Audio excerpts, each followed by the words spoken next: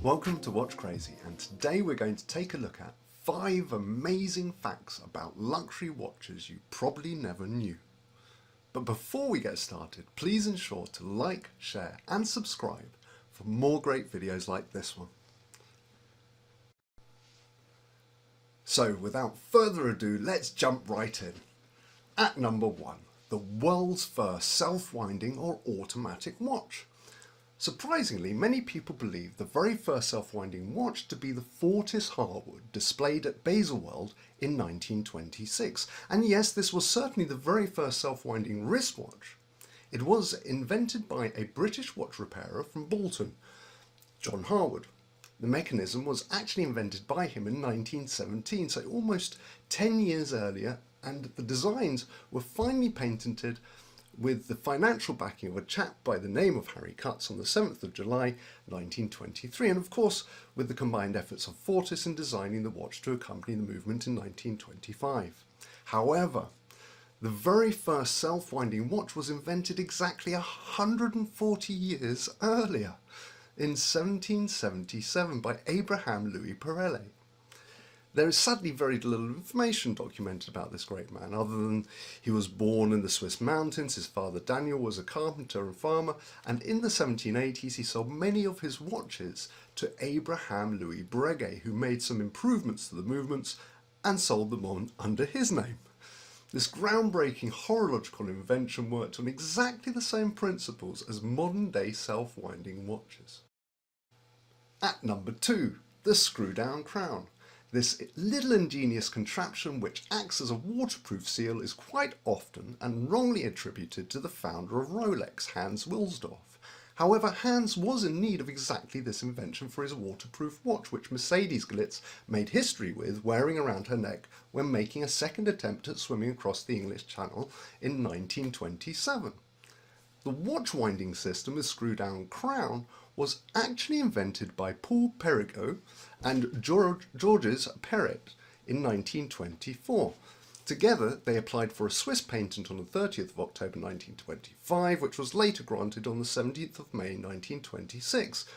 Obviously, with news of such an invention, Hans wanted it all to himself and immediately made an offer Paul and Georges couldn't refuse and bought all of the rights to the patent that same year. By 1927, Hans had applied for patents in Britain, Germany and the USA. Number 3. The first chronograph watch.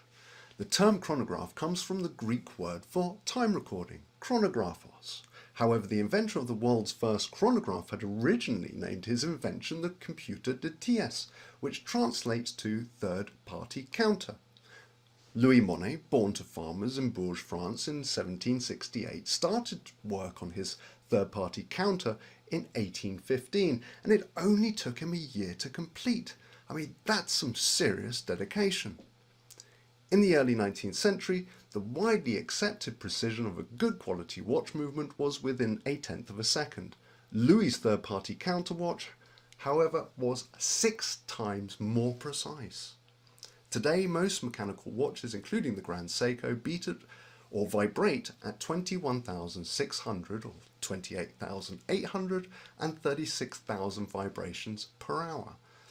Louis' computer de ties vibrates at 216,000 vibrations per hour. That's more than 7 times the average vibrations per hour of any Swiss or Japanese mechanical watch movement made today. In at number 4, we have sapphire crystal glass.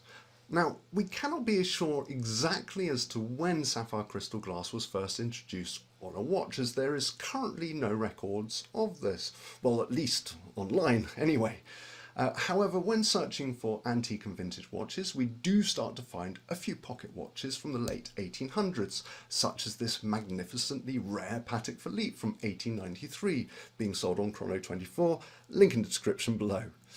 But inevitably, sapphire crystal glass is not only difficult to come by, especially if you require a specific size, it's extremely expensive to buy. So really, we need to take a look at how sapphire crystal became commercially viable as the standard crystal used throughout the luxury watch industry. Now, back in 1902, a Frenchman by the name of Augustus Victor Louis Vanille discovered an inexpensive means to manufacturing synthetic gemstones, known then as flame fusion, and today as the Vanille process. Auguste discovered that by crystallizing aluminium oxide at extremely high temperatures, produced round deposits of flawless synthetic sapphire crystal.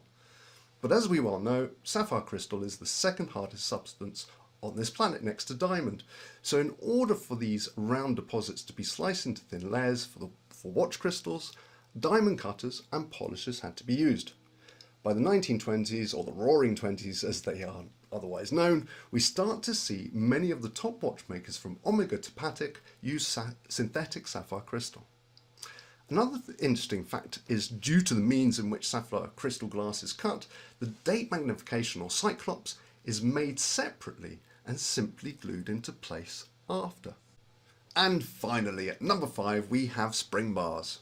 Yes, these little but highly important bars that are used in pretty much 99% of the modern day and vintage watches are surprisingly overlooked when we dive into the history of watchmaking. So how did they come about? Well, in the early part of the 1910s, men still used pocket watches. Wristwatches, as we know, existed, but ladies wore them as they were seen as merely jewellery, as they were beautifully designed bracelet watches.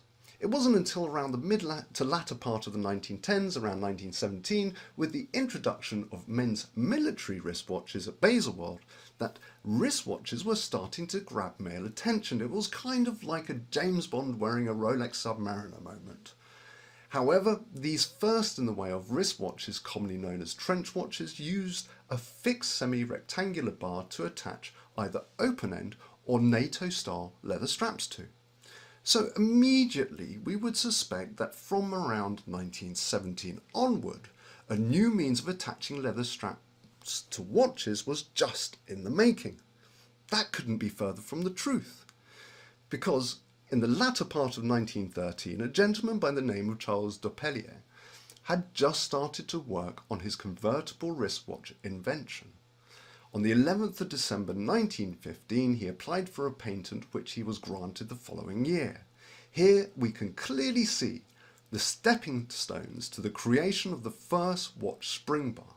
I say watch spring bar as, in actual fact, other forms of spring bars had been invented for different purposes throughout the late 1800s. So what did we learn from today's video? Well, we've learned that if one wants a fantastic retirement and their name remembered throughout history, then one should move to France or Switzerland, become a farmer and name a son Louis. Thank you for watching, and if you enjoyed this video and would like to see more great content like this, then please ensure to like, share and subscribe.